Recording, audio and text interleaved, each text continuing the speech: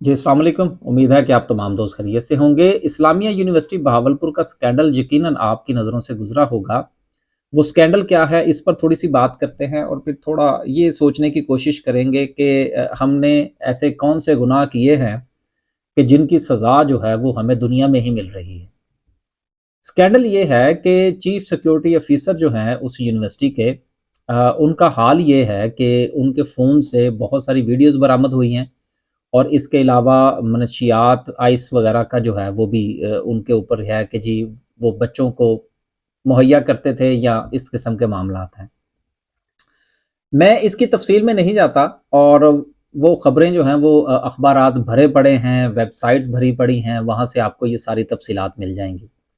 बात करने का मकसद ये है कि अगर हम ये समझते हैं कि ये मामला जो है ये सिर्फ़ और सिर्फ़ इस्लामिया यूनिवर्सिटी बहावलपुर का है और बाकी यूनिवर्सिटी जो हैं उनमें इस किस्म की हरकतें नहीं होती, तो मेरा ये ख़्याल है कि हमें जो है वो अपने मुँह के ऊपर 2 थप्पड़ मारने चाहिए और अपने आप को थोड़ा-सा होश, जब थप्पड़ पड़ते हैं तो बंदे को थोड़ा-सा होश आता है, उसकी आँखें खुलती हैं, वो खोलने की ज़रूरत है।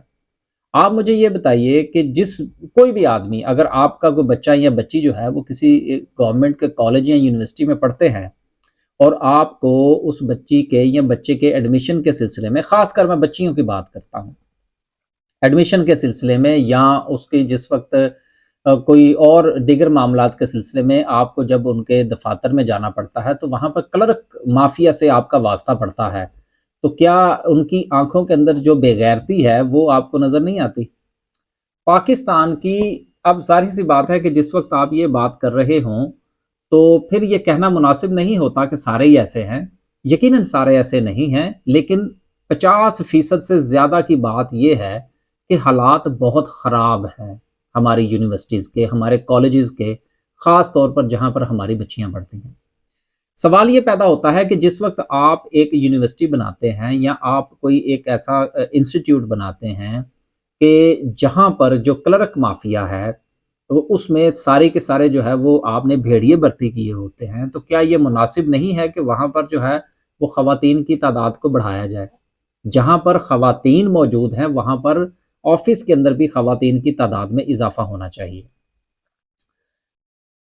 पाकिस्तान की तकरीबन तकरीबन जितनी भी यूनिवर्सिटीज़ हैं, अगर आप उनकी इन्वेस्टिगेशन करेंगे, बल्कि कल सुबह ही अगर ये गवर्नमेंट ऑर्डर कर देती है कि जी पाकिस्तान की तमाम यूनिवर्सिटीज़ में काम करने वाले तमाम जो क्लर्क हज़रात हैं, अब ये जिस वक़्त मैं क्लर्क की बात करता हूँ, क्लेरिकल स्टाफ़ की बात करता हूँ, तो इसमें वो बेचारे छोटे क्लर्क्स की नहीं है, उसमें आप सबको शामिल करें। क्लेरिकल काम करने वाले जितने भी लोग हैं, जिनका वास्ता जो है वो बच्चों के साथ पड़ता है और ख़ास तौर पर बच्चियों के साथ पड़ता है, उनके मोबाइल फ़ोन्स का डाटा जो है वो कल सुबह वो एफआईए को दे दिया जाएगा। तो मैं ये दावे से कहता हूँ कि यहाँ पर लाइनें लग जाएँगी।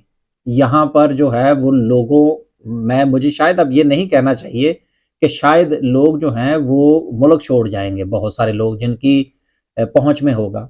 इस कदर हालात ख़राब हैं हमारे मुल्क में। जिस कदर जो है बेगैरती और बेहयाई और बुरे तरीके से यूनिवर्सिटीज़ के अंदर काम होता है, शायद इस तरह का काम तो सर जी यूरोप के अंदर नहीं होता।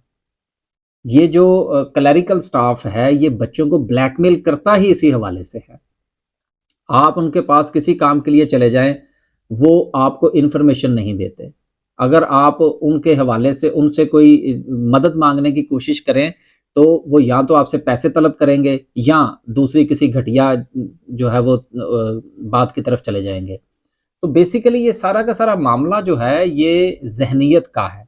ज़हनियत का है और हम लोग ये समझते हैं कि शायद जो ये हरकत मैं ये कर रहा हूँ, कल को मेरी बच्चियों ने या मेरी बहन ने या मेरी बेटी ने यूनिवर्सिटीज़ का या कॉलेजेस का या स्कूल्स का रुख नहीं करना।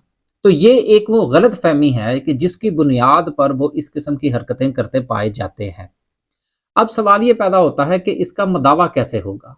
इस वक़्त जो पाकिस्तान के जो लेवल है भर्ती करने का और जो काम करने का जो एक स्ट्रक्चर है, जब तक इस स्ट्रक्चर को नहीं बदला जाएगा, जब तक चीज़ों को कंप्यूटराइज़ नहीं किया जाएगा, जब तक मामलात मैनुअल रखे जाएँगे, जब तक ये फ़ाइल सिस्टम चलेगा, تب تک یہ پاکستان کے حالات جو ہیں یہ کسی بھی صورت اس قسم کے گھٹیا حرکتوں سے پیچھے ہٹنے والے نہیں ہیں۔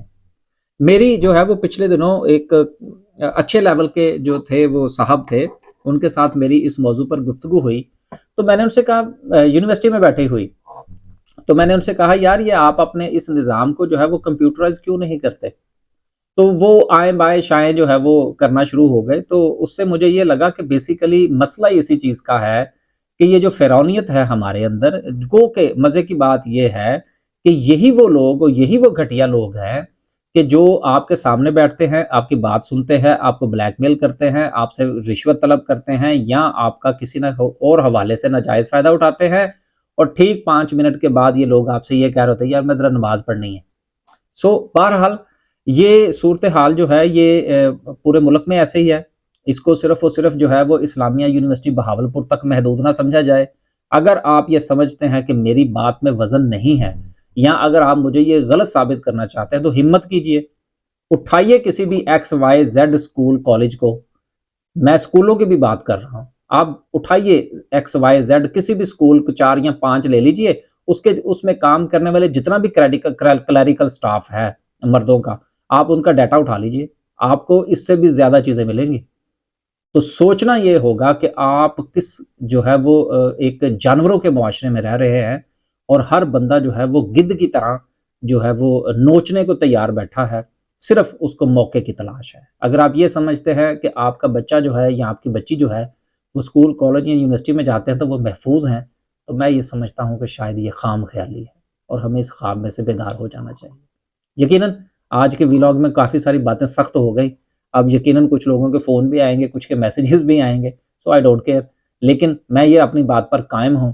آپ ہمت کیجئے، اسلامیہ یونیورسٹی بہاول تک محدود نہ رہیے، اٹھائیے، اور جتنے بھی ایکس وائی زیڈ سکولز ہیں، کالجز ہیں، یونیورسٹیز ہیں، جتنا بھی کلیریکل سٹاف ہے، رجسٹرار تک، ان سب کا ڈیٹا جو ہے وہ آپ منگوا لیجئے، دودھ کا دودھ اور پانی کا پانی ہو جائے گا۔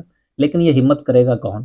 یہ ہمت وہ کرے گا کہ جس کو اس چیز کی فکر نہیں ہوگی کہ لوگ کیا کہیں گے، جس کو اس چیز کی فکر نہیں ہوگی کہ مجھے کل کو ووٹ ملیں گے یا نہیں ملیں گے، اس کی فکر اس کو نہیں ہوگی جس کو یہ ہوگا کہ میں لوگوں کا سامنا کیسے کروں۔ یہ وہی بندہ کر سکتا ہے جو یہ کہے کہ میں نے صرف اللہ کا جواب دینا ہے اور میرا کسی کے ساتھ کوئی لینا دینا نہیں ہے، وہ یہ ہمت کرے گا۔